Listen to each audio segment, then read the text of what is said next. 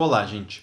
Hoje vamos para o capítulo 2 do livro O que faz o amor durar, do John Gottman, e nele nós vamos conhecer um pouco melhor sobre a ideia das 3 caixas, tá? Muito bem, ele começa o capítulo com um exemplo. Jocelyn: amor, que legal você me surpreender com uma casa de veraneio, mas acho que talvez fosse melhor se a gente tivesse discutido uma compra grande dessas antes. Pra ser sincera, talvez seja coisa minha. Eu não sei se usar todas as nossas economias em uma casa com cupins e sem encanamento foi uma boa ideia. Miguel responde: eu gosto do seu ponto de vista, querida, me fale mais. As suas discussões não são como a de Jocelyn e Miguel? Duvido. Não há como esperar que uma pessoa responda com tanto carinho a uma discordância tão grande. Não seria real. O exemplo também não é real. Nunca conheci um casal como eles. Nos meus estudos, as pessoas às vezes parecem responder com generosidade durante uma discussão estressante com seu parceiro ou parceira. Mas os batimentos cardíacos acelerados e a pressão sanguínea cada vez mais rápida dizem o contrário. Mesmo nas relações mais saudáveis, o casal ainda sente raiva um do outro em alguns momentos, ainda tem brigas e até conflitos sérios. Adoro essa introdução do capítulo, porque o John Gottman é bem pé no chão e mostra sempre isso. Não existe casamento perfeito onde ninguém discute, onde ninguém tem problema, onde o casal é sempre cheio de dedos e amor com todos os outros, ou seja, casal feliz também quebra o pau. Ok? Casal feliz também tem discussão. Casal feliz também pode chegar ao ponto de dizer um pro outro: gente, eu não sei se eu quero continuar casado com você. Tudo isso acontece na vida de um casal feliz. Ok? Isso é muito importante de entender, gente, por causa do seguinte: criamos muitas expectativas sobre como um relacionamento perfeito e brigas nunca estão nessas expectativas. Porém, você tem que colocar briga, discussão, perrengue, tudo isso faz parte de um casamento feliz, ok? Se você não coloca isso no seu planejamento de um casamento feliz, entenda que você está criando uma ilusão que não vai se concretizar. Então, coloque isso, né? É mais interessante você entender pelo que você vai brigar do que entender que o casamento feliz não tem brigas. Porque tem, tá?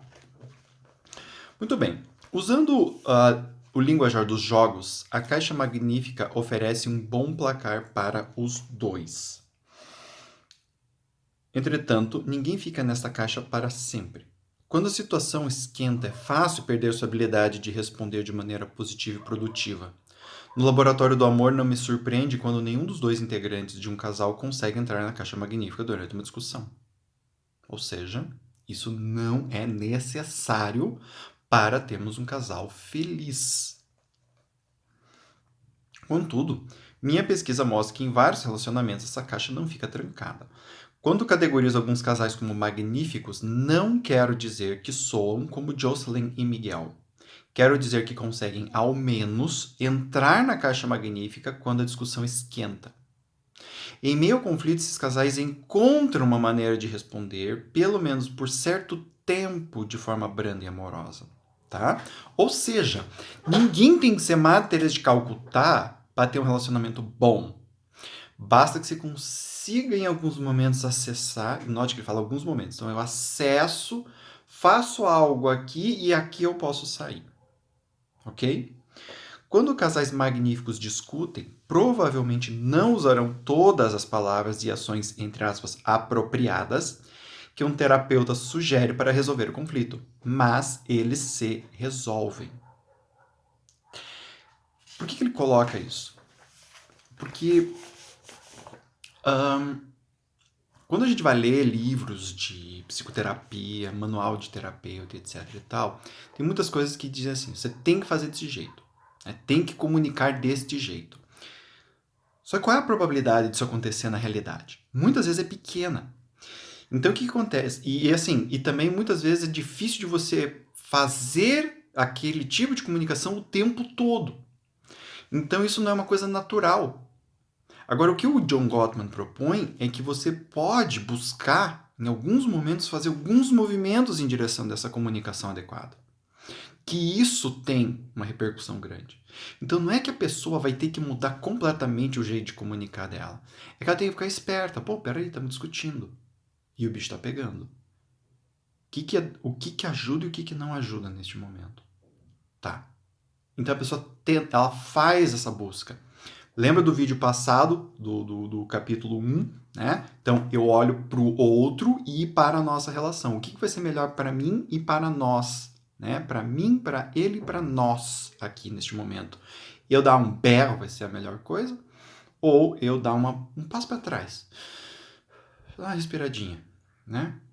Então, é disso que ele está falando. Então, a gente não fica o tempo todo com comunicação maravilhosa, com comunicação tudo bonitinha. Isso não existe, não é humano isso. Né? Muito bem. Aqui ele dá um exemplo de um casal e ele vai falar do seguinte. Violet usou uma técnica comum de reparo, o humor, para abafar a tensão e acalmar o namorado. Reparos são os coletes salva-vidas de todos os relacionamentos românticos. Sua efetividade determina se um relacionamento vai viver ou morrer. Eles não são complicados. Os mais comuns são piadas, um elogio, um aperto de mão ou uma pergunta. Depois ele dá um exemplo de vários reparos, tá? Em outro capítulo. Em um relacionamento comum, um reparo diminui a pressão sanguínea e os batimentos cardíacos do receptor, o nível de tensão abaixo o suficiente para que a razão prevaleça. Se os conflitos de um casal sempre se agravam apesar das tentativas de reparo, isso indica que estão presos em uma espiral de infelicidade.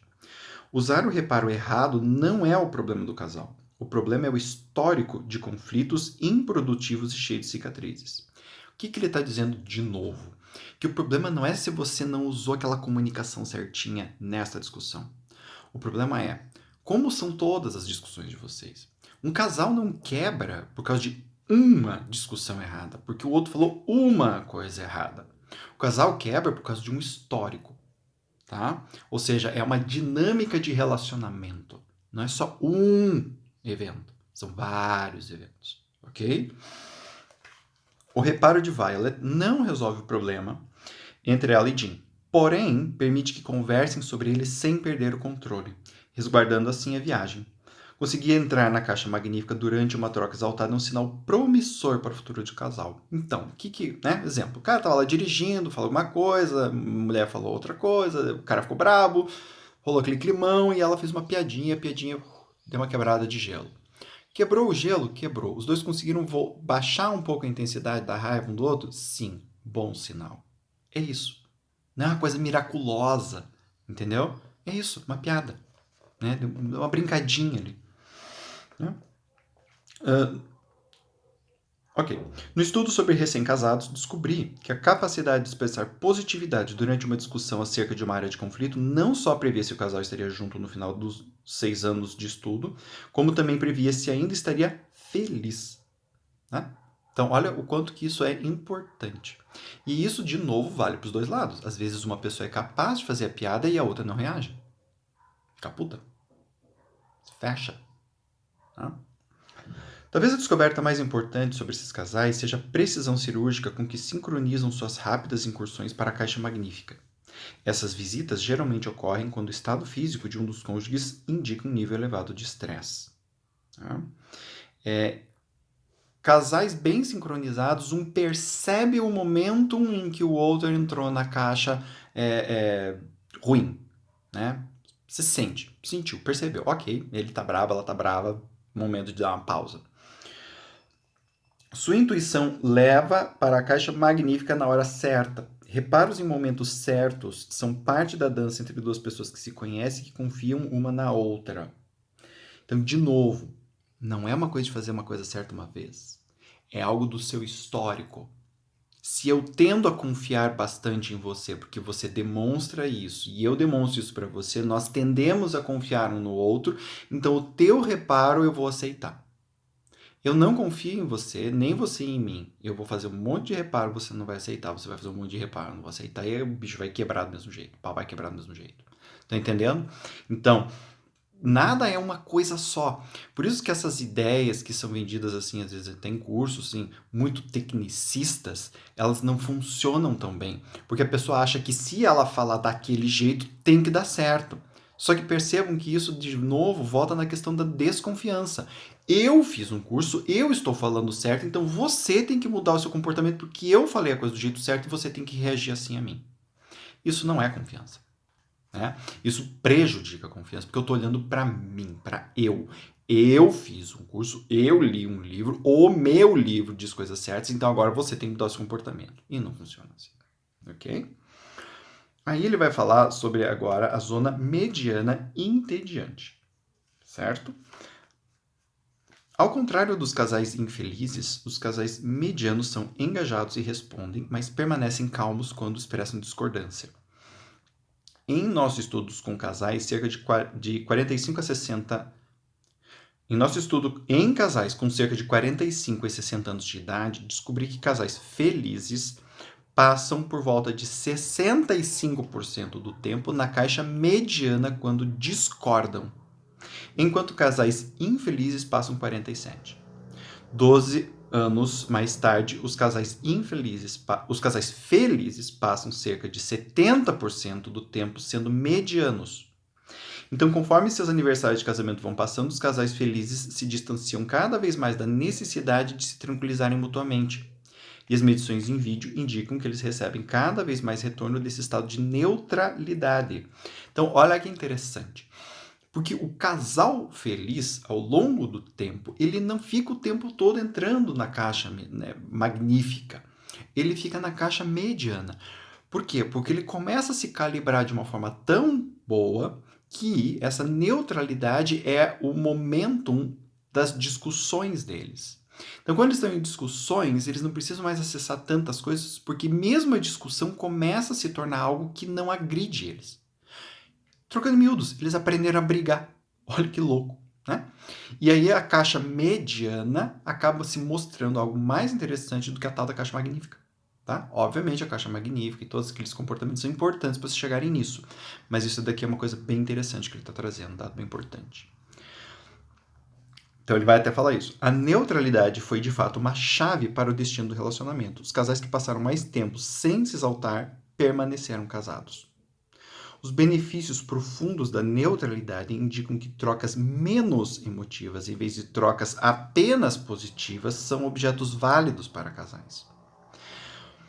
Durante o conflito, os cônjuges se beneficiariam se passarem pelo menos um pouco mais de tempo no Vale da Paz, em vez de se ficarem sempre no Vale das Sombras.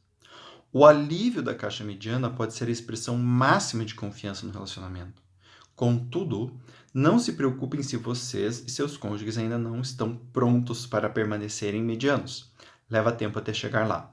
Os casais primeiro precisam saber o que o outro vai fazer reparos e vai responder a reparos em momentos críticos durante o conflito, mas geralmente é na zona mediana que o relacionamento feliz se coloca. Isso para a cultura brasileira é do tipo assim, quê? Como assim? Né? Porém, é assim que funciona. Ou seja, nós latinos, de forma geral, temos essa ideia de que o casal feliz é aquele casal né? Muita festa, muita alegria, muita exaltação e bababá. E não é. Né? Ou seja, em relação a isso, o que ele está mostrando é que essa neutralidade, passar esse tempo na caixa mediana, onde as emoções não é que não existem, mas não são picos de emoção, são emoções modulares. Isto é o que dá vida longa ao casal. É que nem o que dá vida longa ao corpo. É importante nós termos momentos de alegria? Yes. É importante a gente viver apenas em alegria? Não. Nós precisamos de modular as emoções, ou seja, rotinas de longo prazo não são criadas em ambientes de alta intensidade, mas em ambientes de intensidade mediana. Obviamente, saber lidar com estes picos é importante e faz parte de a gente conseguir chegar mais no mediano, de a gente conseguir chegar mais nesse modulado, tá? Porém, é para lá que a gente tem que olhar. Este capítulo vai ter a segunda parte, que é o motel barato para amantes e como nós fazemos para chegar no motel barato e vivemos infelizes para o resto da vida, né? Super aconselho vocês a ver o próximo vídeo.